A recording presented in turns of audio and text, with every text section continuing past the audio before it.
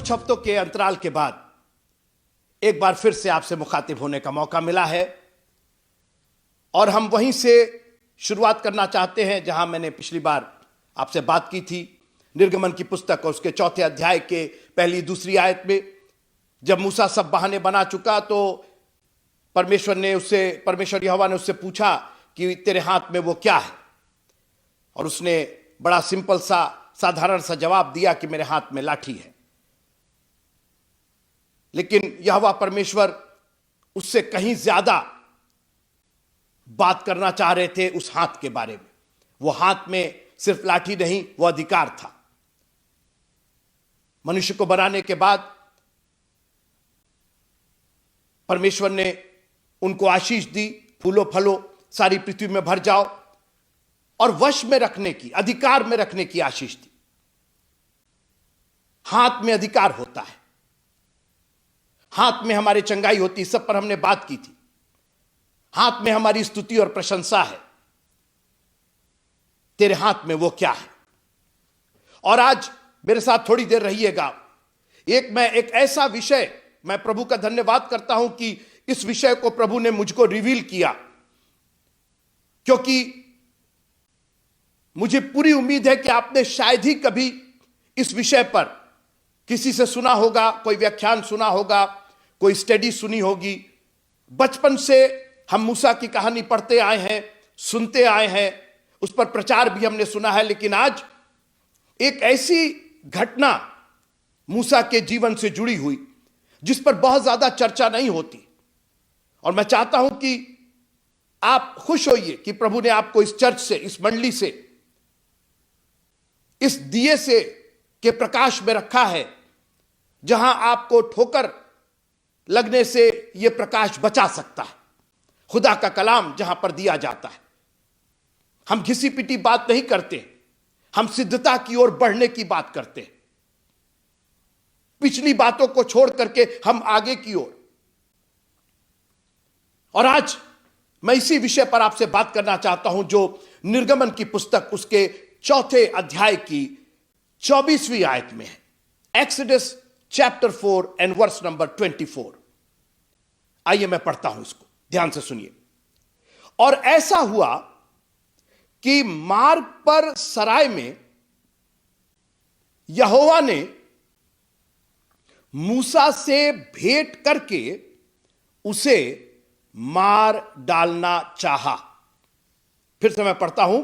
और ऐसा हुआ कि मार्ग पर सराय में यहोवा ने मूसा से भेंट करके उसे मार डालना चाहा। मित्रों, कभी आपने इस बात पर गौर किया है कि यह बीच में कहां से आ गया? यहोवा मूसा से भेंट करने के लिए सराय में, और वहां यहोवा परमेश्वर मूसा को मार डालना चाहता है। ये कुछ आपको कुछ समझ में आ रहा कि यह अभी, मैं इसके पहले की थोड़ी सी घटना बता रहा हूं कि परमेश्वर ने कन्विंस किया मूसा को कि तुमको जाना है, और मूसा भी कन्विंस हो गया कि ठीक है, हारून को लेकर के हम जाते हैं, फिरौन का सामना करते हैं, और एक बहुत बड़ी योजना, एक बहुत बड़ी जिम्मेदारी, लाखों इस्राएली जो तड़प रहे थे, 430 साल हो चुके थे मित्रों। Now it was time for them to be release from the hands of Pharaoh. यह वक्त आ गया था कि वो स्वतंत्रता एंजॉय कर सके। एक बहुत बड़ी जिम्मेदारी, एक बहुत बड़ा बोझ मूसा को परमेश्वर ने दिया, और सारी बात कह दी कि मैं तेरे साथ रहूंगा। वो लाठी जो है वो उसको उसका चिन्ह दिखाना, वो सब आप 4थे अध्याय के बाकी आयतों में पढ़िएगा। और अब मूसा तैयार हो गया, अपने ससुर यित्रो की भेड़ बकरियों को चराना उसने छोड़ा। उसने कहा अब तो मेरे को एक जिम्मेदारी मिल गई है। और इसमें अपने आप को देखिएगा मित्रों, कहीं ना कहीं हमें भी एक जिम्मेदारी दी गई है। जाओ और सारी जाति के लोगों को चेला बनाओ। किसी पास्टर प्रीचर को नहीं, वो तो चर्च में दिए गए हैं, मंडली में दिए गए हैं, वो 5 जो ऑफिसेज हैं। लेकिन हम सबको गवाह बना करके, हम सबको सुसमाचार दे करके, हम सबको पवित्र आत्मा की सामर्थ दे करके जगत के छोर तक गवाह बनाया उसने। एक बहुत बड़ी जिम्मेदारी। अब ये भेड़ बकरी, अब ये सब जमीनी काम करने का समय नहीं है। अब परमेश्वर की उस प्रतिज्ञा को पूरा करने का समय है। अब छुटकारे का समय निकट आ रहा है। जब से हमने विश्वास किया, अब वो समय निकट आ गया है मित्र। और मूसा उसी छुटकारे के संदेश को लेकर के चल पड़ा अपनी यात्रा पर। मगर मित्रों, आपके शुरुआत और आपके पहुंचने में बीच में एक यात्रा है, और वो यात्रा अगर सही तरीके से पूरी ना की जाए तो आपकी मंजिल आपसे हमेशा दूर हो जाएगी। मूसा सराय में पहुंचता है अपनी पत्नी सिपोरा और अपने बच्चों के साथ, और एक मिशन पर निकला है, एक जिम्मेदारी लेकर के। एक लक्ष्य है उसके पास, इस्राएलियों को छुड़ा करके और कनान देश में पहुंचाना। मित्रों, आप मामूली मत समझिए इसको। यह मिनिस्ट्री एक इतनी विशाल मिनिस्ट्री थी कि हजारों साल हो गए और आज तक हम उस मिनिस्ट्री की चर्चा कर रहे हैं, उससे ब्लेस हो रहे हैं। और खुदा ने हमारे और आपके कांधों पर भी बहुत बड़ी जिम्मेदारी रखा है। आप सिर्फ मूसा मूसा मत सोचिए, आप अपना नाम वहां पर रखिए कि खुदा आपने मेरे को वो जिम्मेदारी दी है। मगर अभी जो हम यात्रा में हैं, क्या उस यात्रा को हम उसी तरीके से निभा रहे हैं, उसी तरीके से पूरा कर रहे हैं कि हम अपनी मंजिल पर पहुंचे?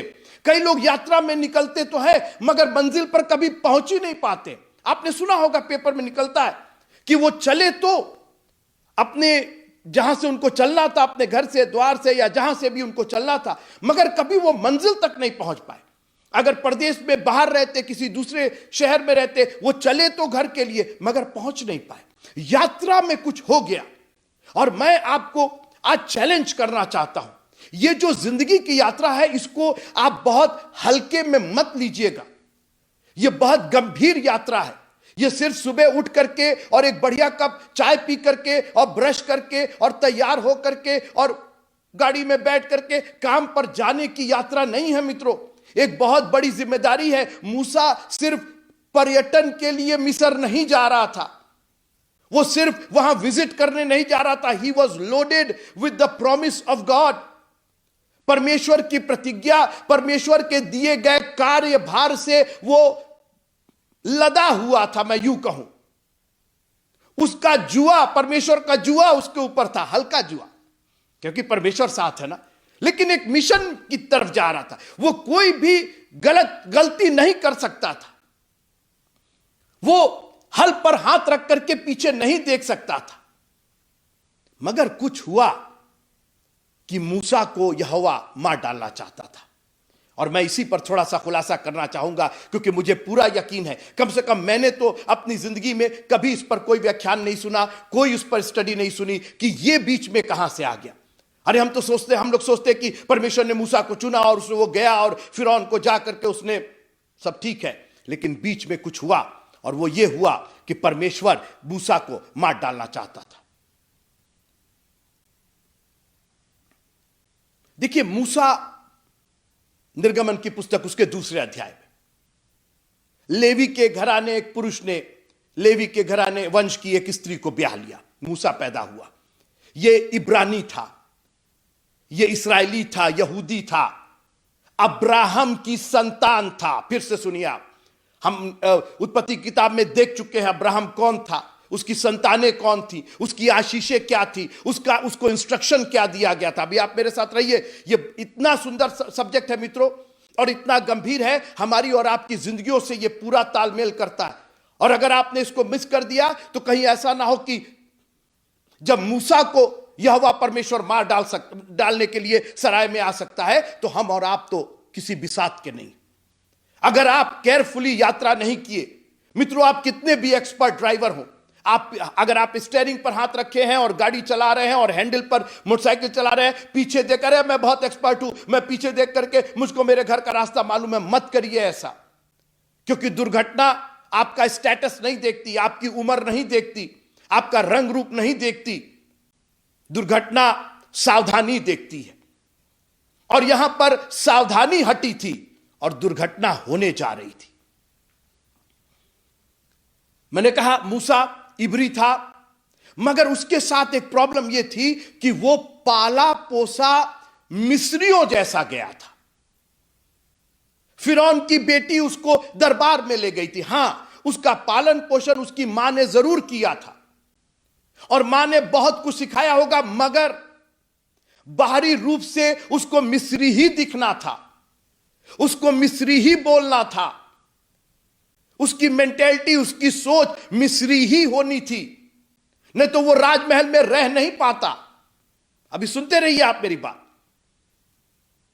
मार्ग में, सराय में यहोवा ने मूसा को मार डालना चाहा। क्या हो क्या गया? क्या गलती हो गई मूसा से? कहीं ऐसा कुछ? और मित्रों, सिर्फ 3 पदों में पूरी घटना का वर्णन, इतनी बड़ी घटना। यहोवा ने मूसा को भेजा है मिस्र, और यहां खुद यहोवा मूसा को मार डालना चाहता है। आप इमेजिन कर सकते हैं ये मिस्रियों के समान पाला पोसा गया था, और इसकी बहुत सी आदतें, बहुत से इसके जीवन के जो पहलू थे वो मिस्री थे, हिब्रू नहीं थे, जबकि ये पैदाइशी हिब्रू था।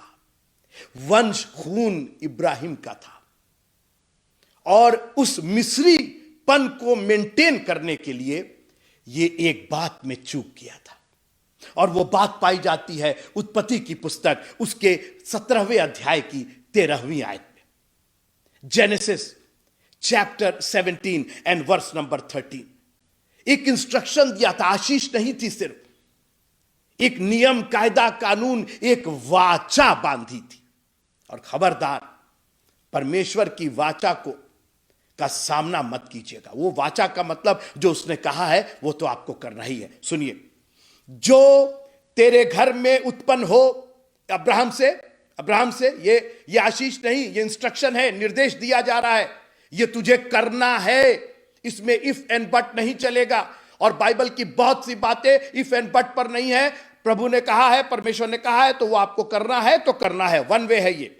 जो तेरे घर में उत्पन्न हो अथवा तेरे रुपए से मोल लिया जाए, उसका खतना अवश्य ही किया जाए।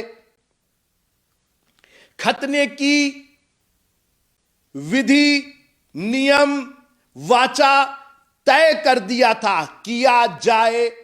देख लेना, सोच लेना, अगर मन में आए, सब ठीक रहे तो 14वां पद, उत्पत्ति की पुस्तक 17वां अध्याय 14वां पद, Genesis chapter 17 and verse number 14। जो पुरुष खतना रहित रहे, अर्थात जिसकी खलड़ी का खतना ना हो, वो प्राणी अपने लोगों में से नाश किया जाएगा।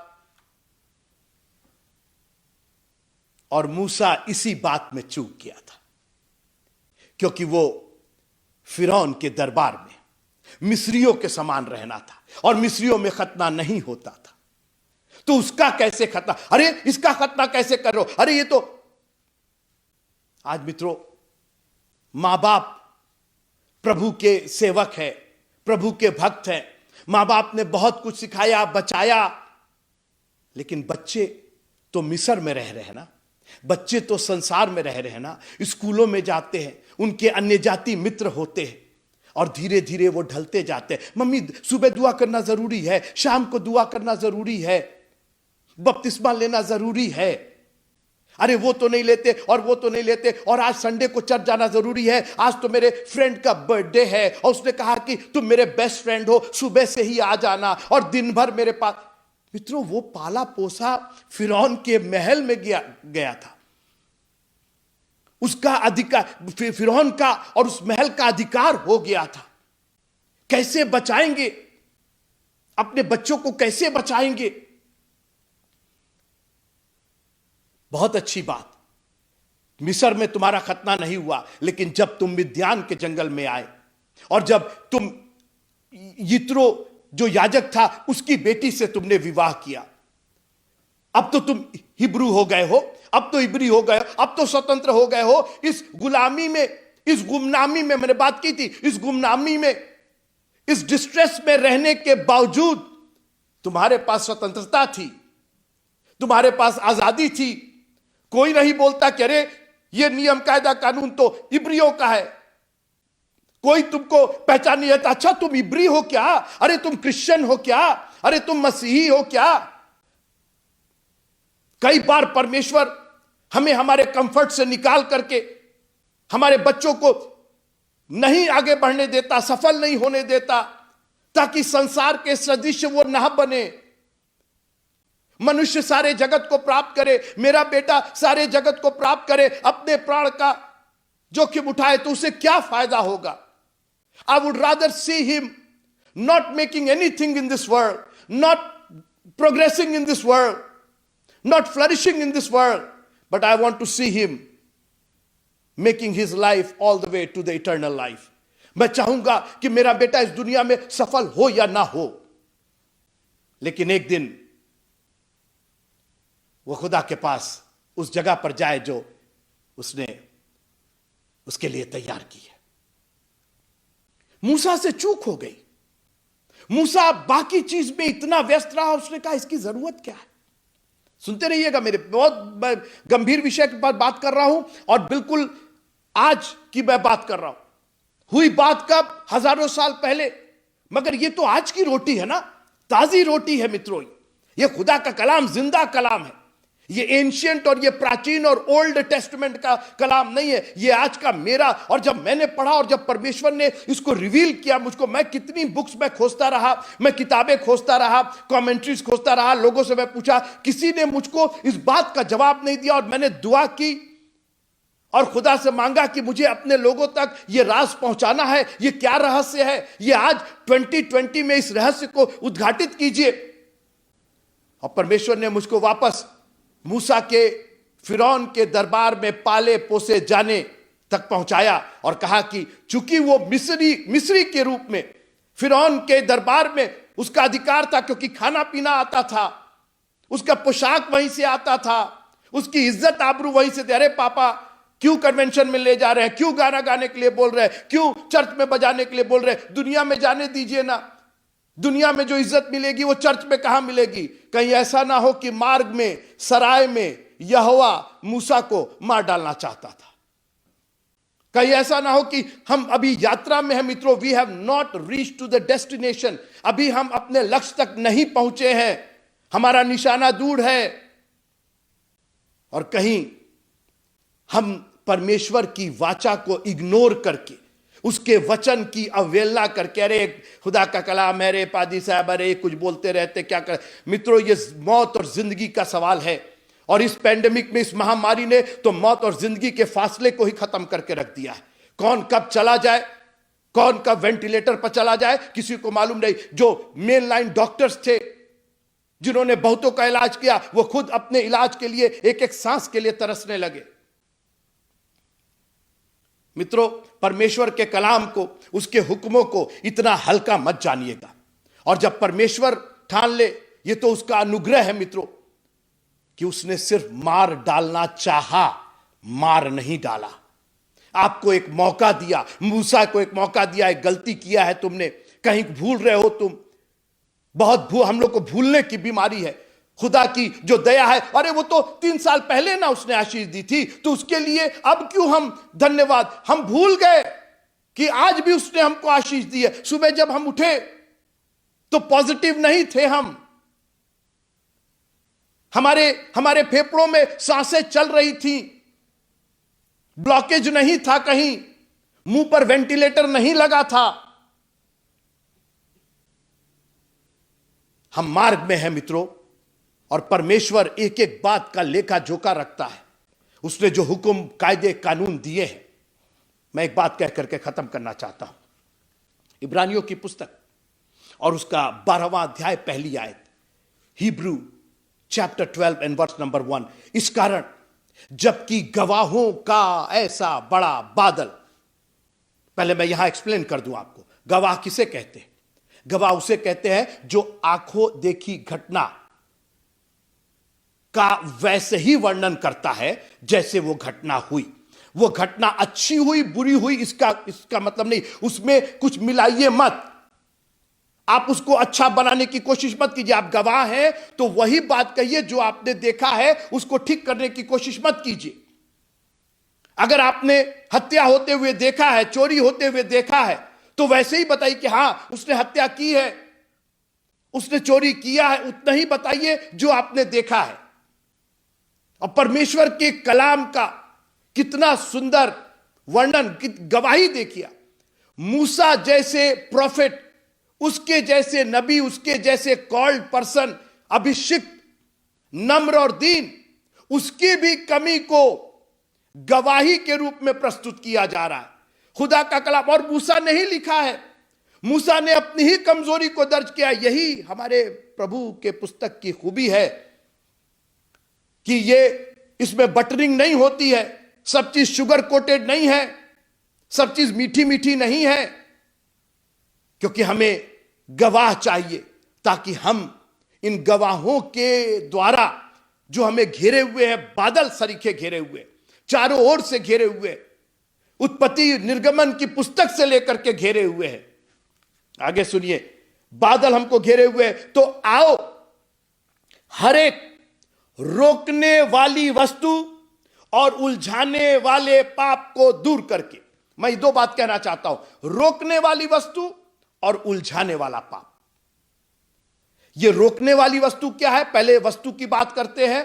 वस्तु की परिभाषा है जो चीज छुई जा सकती है, जो चीज देखी जा सकती है, जो चीज सूंघी जा सकती है, जो चीज चखी जा सकती है, यह वस्तु में आता है। ठोस तरल पदार्थ यह वस्तु में आता है। और आज ये हमारे एक्सटर्नल लाइफ का, सांसारिक जीवन का, जो हम शरीर में जीते हैं, ये बिना वस्तुओं के हम लोग नहीं जी सकते। लेकिन कहीं ऐसा तो नहीं है कि कुछ वस्तुएं हमारे लिए, हमारे मार्ग में रुकावट पैदा कर रही। वस्तुओं से परेशानी नहीं है, वो वस्तुएं जो रुकावट पैदा कर रही, और इसलिए हर एक रोकने वाली वस्तु, हर एक वो वस्तु नहीं जो आपके फायदे की, जो आपको हेल्प कर रही है आगे जाने के लिए। आपने गाड़ी खरीदी, कार खरीदी, टू व्हीलर खरीदा, आपने इस उत्साह से खरीदा कि ये हो जाएगा तो पूरा परिवार चल जाएगा। ये रोकने वाली नहीं, ये तो आगे बढ़ाने वाली। लेकिन कहीं उसी गाड़ी का इस्तेमाल, संडे को पिकनिक पर जा रहे हैं, अरे संडे को तो यहां जा रहे हैं, अब तो गाड़ी हो गई, चलो सब लोग चलो, चर्च बाद में देखा जाएगा, 2-3 संडे नहीं जाएंगे। ये रोकने वाली वस्तु है मित्रों, हर एक रोकने। और जब भी रोकने वाली वस्तु आपको रोकेगी, आप अपनी मंजिल से दूर हो जाएंगे। मार्ग में परमेश्वर उसको मार डालना चाहता था, मंजिल तो छोड़ ही दीजिए, अगर उसने परमेश्वर की वाचा को वहीं पर पूरा नहीं किया होता। आप आगे की 3 लाइनें पढ़िएगा, 3 आयतें। मूसा ने वहीं पर, उसकी वाइफ ने वहीं पर उसका खतना किया। कुछ लोगों का कहना है कि उसके बेटे का खतना था, कुछ का कहना है कि वो जिसका भी था, जो भी था, एक वाचा तोड़ी गई थी। और जब परमेश्वर ने एक मौका दिया, मार डालना चाहा, मारा नहीं। आगे लिखा हुआ कि उसने छोड़ दिया। जब वो वाचा पूरी हो गई, जब वो वादा पूरा हो गया, जब आपके द्वारा किया जाने वाला काम हो गया, उठ और अपनी खाट उठाकर चल, मैंने तो बोल दिया, अब तुम चलोगे तो तुम्हारी चंगाई है। तुम्हारी चंगाई मेरे बोलने में नहीं, तुम्हारी चंगाई उसको पूरा करने में है। अगर तुम लेटे रहोगे तो पड़े रहोगे वहीं पर। और आज परमेश्वर पिता ने इतनी बरकतें दी हैं, मगर हमने उसको कभी चाहा ही नहीं, हमने कभी लिया ही नहीं उसको। जा, फिर पाप मत करना, जा तू भी ऐसा ही कर। ये रोकने वाली वस्तुएं और उलझाने वाले पाप। बाइबल में दर्जनों ऐसे उदाहरण हैं मित्रों, जहां पर उलझ करके रह गया आदमी और मंजिल तक कभी पहुंच नहीं पाया। उतावली करके अपने सेल्फ कॉन्फिडेंस इतना हो गया कि वो ईगो बन गया, वो घमंड हो गया। कुड़कुड़ाना, बड़बड़ाना, ये उलझाने वाले पाप है। हनन्याह और सफीरा के बारे में आप जानते हैं, केवल उलझाने वाला पाप था मित्र। पूछा, कहा कि वो संपत्ति तो तुम्हारी थी, वो तुम्हारे वश में थी, जब बेच दिया उसका धन भी। ये शैतान ने कहां से, तुमने मनुष्य के खिलाफ नहीं परमेश्वर के खिलाफ झूठ बोला। केवल एक लाइन में बोल देते कि सर हमने ज्यादा खरीदी थी, कुछ रख लिए अपने। अब नहीं, इतने ही में खरीदे थे अब। और आप हनन्याह सफोरा को भी लेके चले गए, सिपोरा को भी लेके चले गए। मैं नहीं जानता हूं मित्रों, हमारी और आपकी जिंदगियों में कौन से रोकने वाले और कौन से उलझाने वाले। इतना शूरवीर था। मैं शिमशोन की बात कर रहा हूं। एक दलीला नाम की स्त्री के प्यार में, उसके मोहब्बत, उसकी चाहत में, प्यार मोहब्बत तो क्या ही था, ऐसा उलझ गया।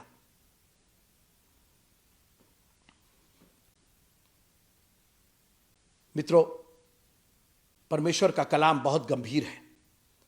उसने मूसा तक को नहीं छोड़ा जब मूसा ने उस वाचा को पूरा नहीं किया जो हुक्म दिया गया था, जो तेरे घर में उत्पन्न हो। आगे छोड़ दीजिए, जो रुपए से मोल लिया गया वो तो दास की बात हो, तो गुलाम का, जो तेरे घर में उत्पन्न हो। किससे बात हो रही है? इब्राहिम से बात हो रही है। कौन है उसके घर का? इसहाक है उसके घर का। और कौन है उसके घर का? याकूब है उसके घर का। और कौन है उसके घर का? लेवी है उसके घर का। याकूब का बेटा है लेवी। और मूसा कौन है? लेवी के घर आने का। तेरे घर में जो उत्पन्न हो, वो केवल उसी समय की बात नहीं थी, वंशज की बात थी। और जो खतरा रहित रहेगा वो नाश किया जाएगा, मार डाला जाएगा, ताकि जो कोई उस पर विश्वास करे वो नाश ना हो परंतु अनंत जीव पाए। ये वाचा है मित्रों, आपको विश्वास की वाचा उसने दिया है।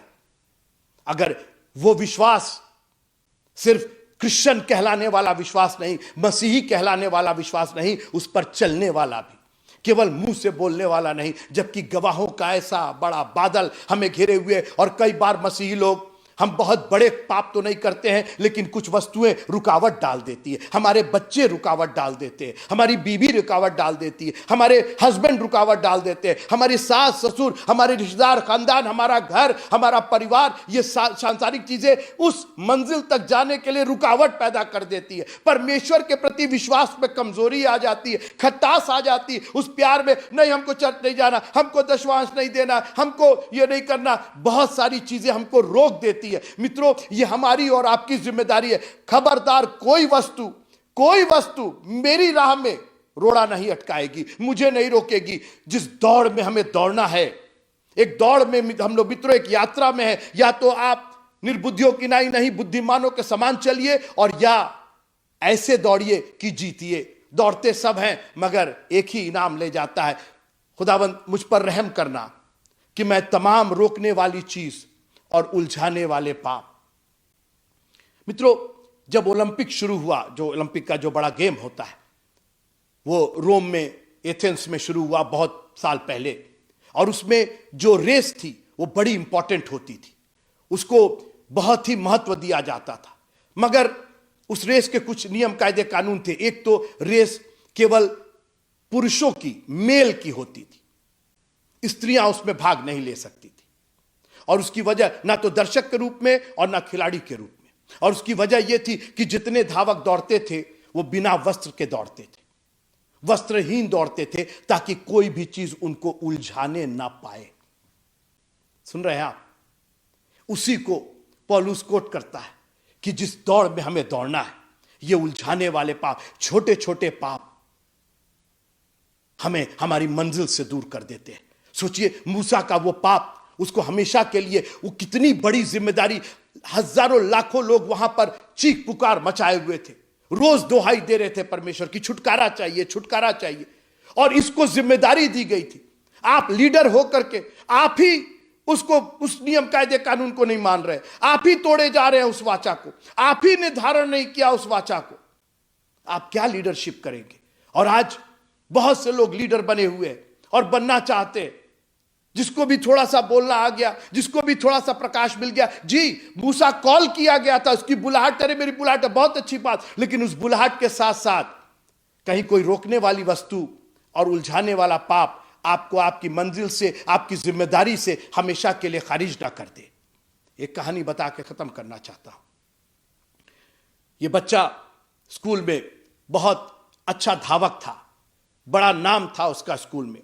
एनुअल फंक्शन था और उसमें 100 मीटर की रेस थी, बड़ी प्रेस्टिजियस ये रेस थी।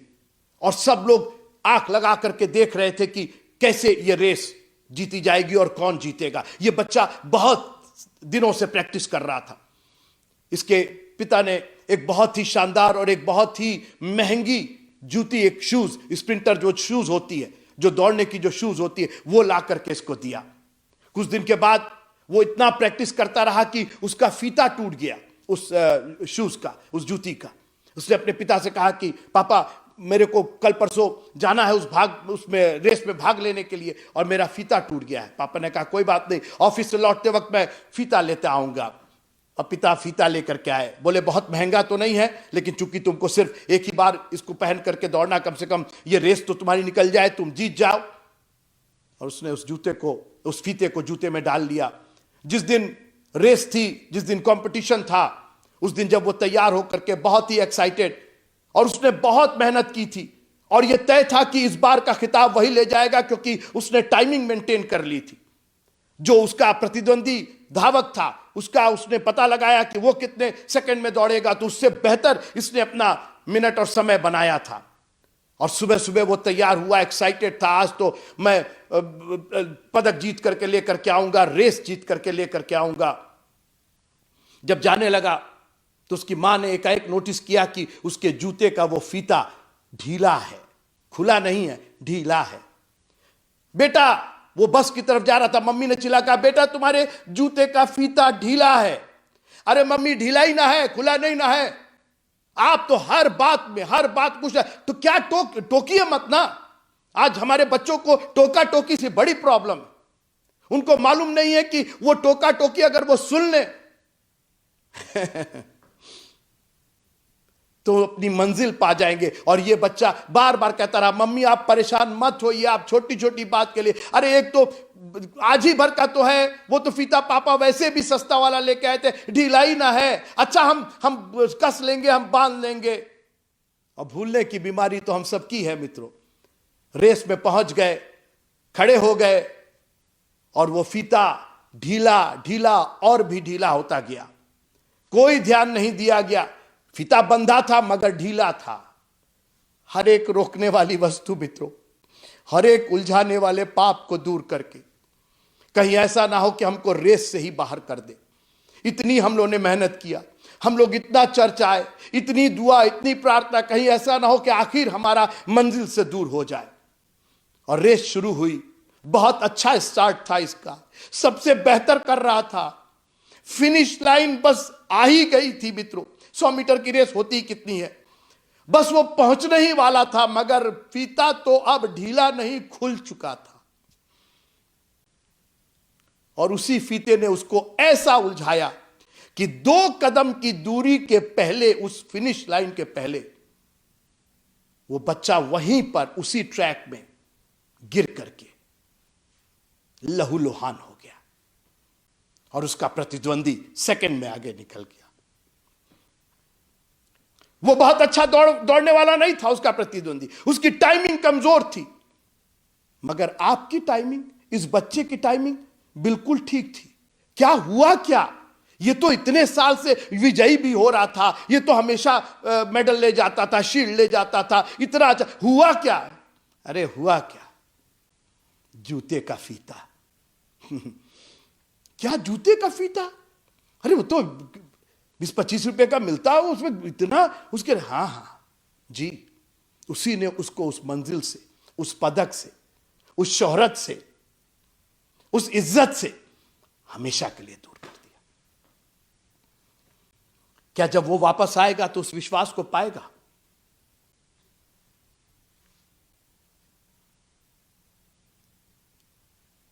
और ऐसा हुआ कि मार्ग पर सराय में यहोवा ने मूसा से भेंट करके उसे मार डालना चाहा। प्रभु का धन्यवाद कीजिए कि आज न्याय के दिन में हम नहीं रहते हैं।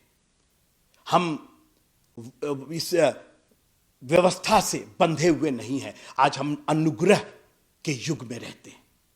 और मुझको लगता है परमेश्वर ने यहां पर भी एक स्पेशल अनुग्रह मूसा को दिया। मार डालना चाहा, मारा नहीं। संभल जाओ, अभी भी वाचा पूरी कर लो। और उसकी वाइफ को समझ में आया, खलरी काट करके तुरंत उसने फेंका और कहा तू लहू बहाने वाला पति है, और परमेश्वर ने उसको छोड़ दिया, जिंदगी दे दी। आज वो दिन है मित्रों।